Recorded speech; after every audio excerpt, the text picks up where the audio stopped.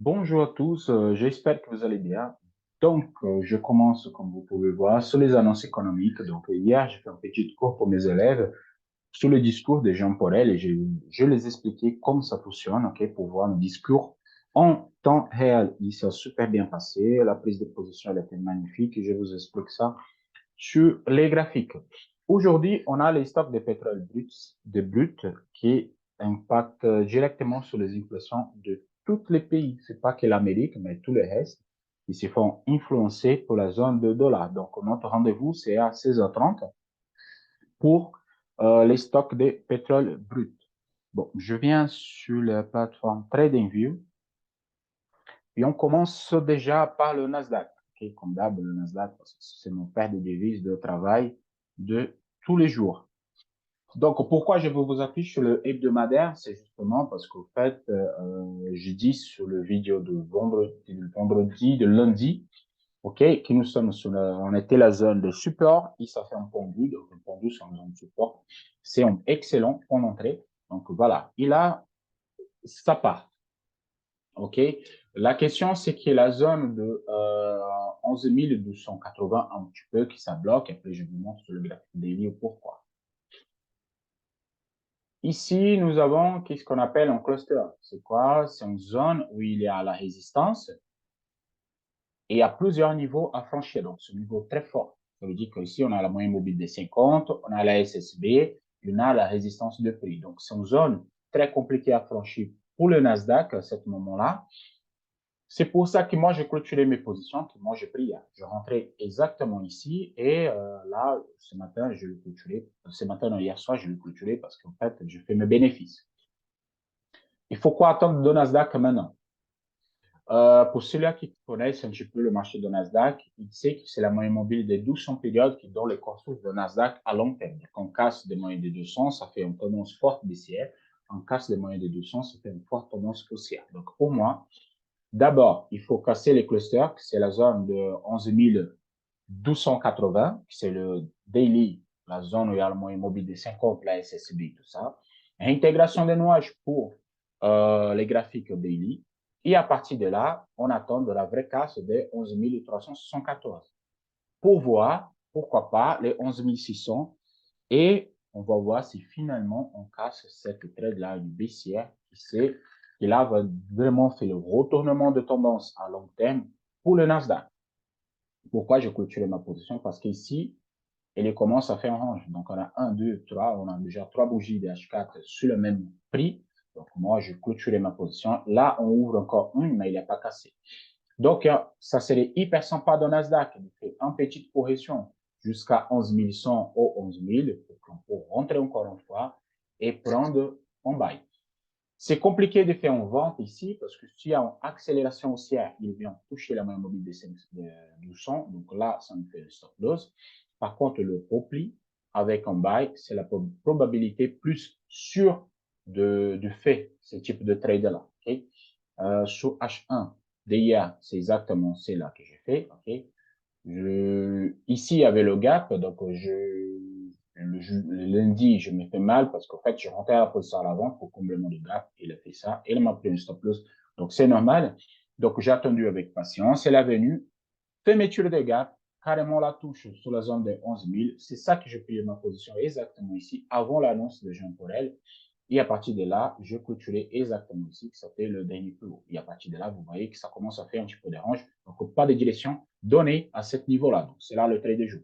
Pourquoi ça serait sympa? Un nouvel test sur ici 11 100 avec un petit mèche. Et à partir de là, oui, on peut entrer sur les positions buy pour envisager le dernier plus haut et pourquoi pas laisser tourner.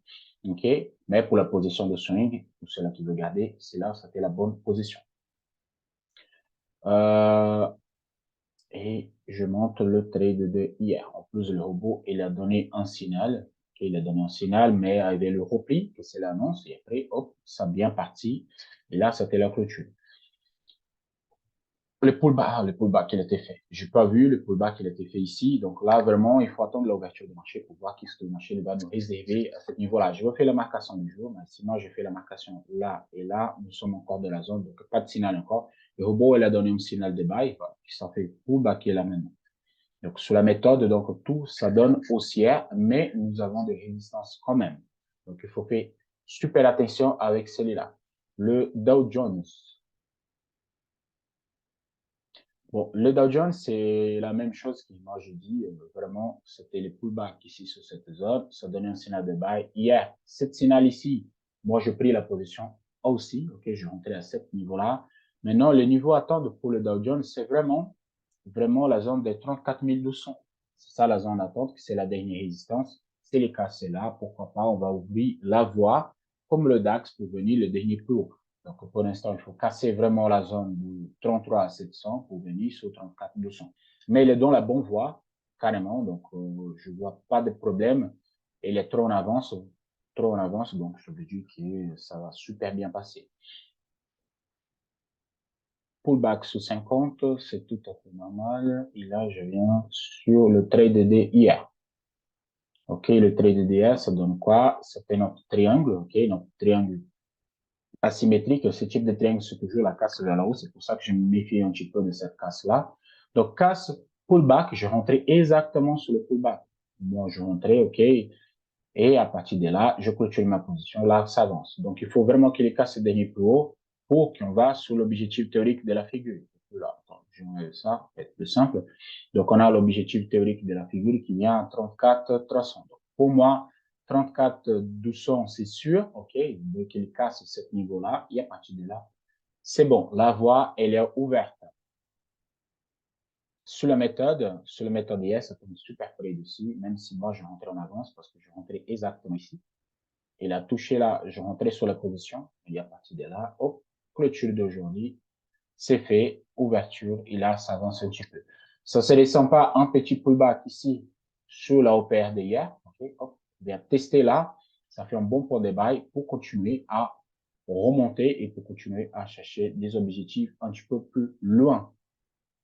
Il faut vraiment, effectivement, on peut montrer à ce niveau-là pour faire, voilà, on peut battre à ce niveau pour faire rentrer en bonne position.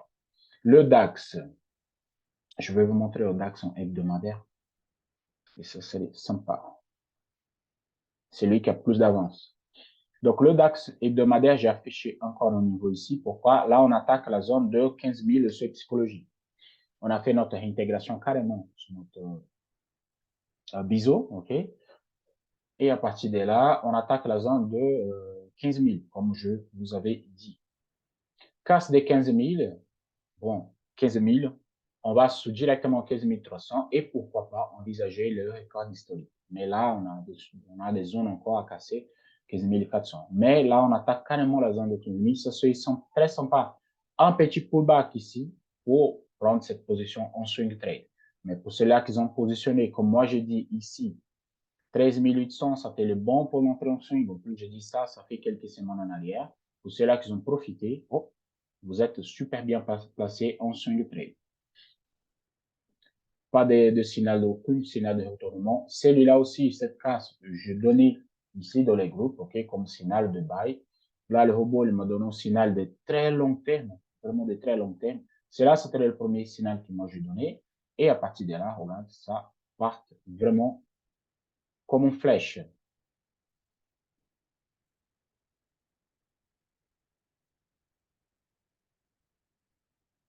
Donc, tous les jours, presque pratiquement tous les jours, je vous envoie des signaux, je vous donne des positions sur le DAX. Donc, là, il y a le premier signal de buy qui s'est bien parti, deuxième qui s'est bien parti, et aujourd'hui, encore un nouvel signal pour le DAX. Donc, vous voyez, quand on a tendance haussière, on attend de le repli, hop, et on rentre en position. On attend le repli et on rentre en position. C'est la forme plus pratique de le faire.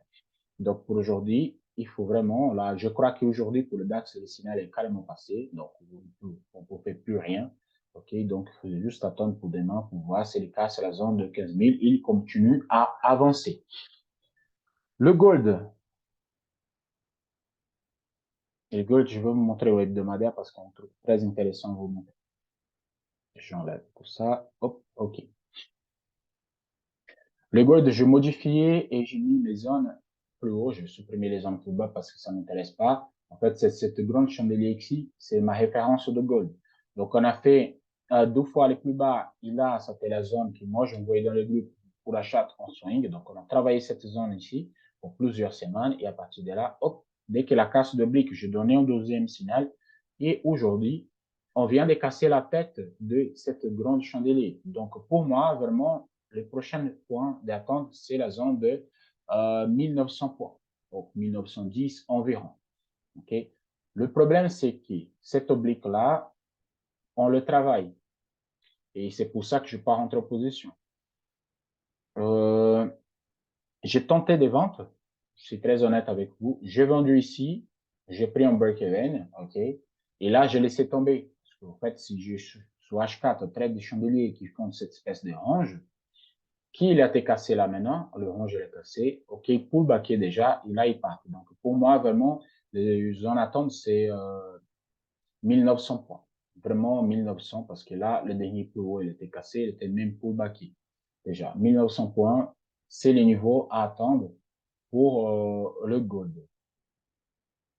Ouais. Et même aujourd'hui, le signal, il a donné, c'est un bel cas, c'est parti, ça part. Donc, vraiment, pour faire de ventes, maintenant, c'est hyper compliqué, okay, parce que le niveau à attendre, c'est le plus haut.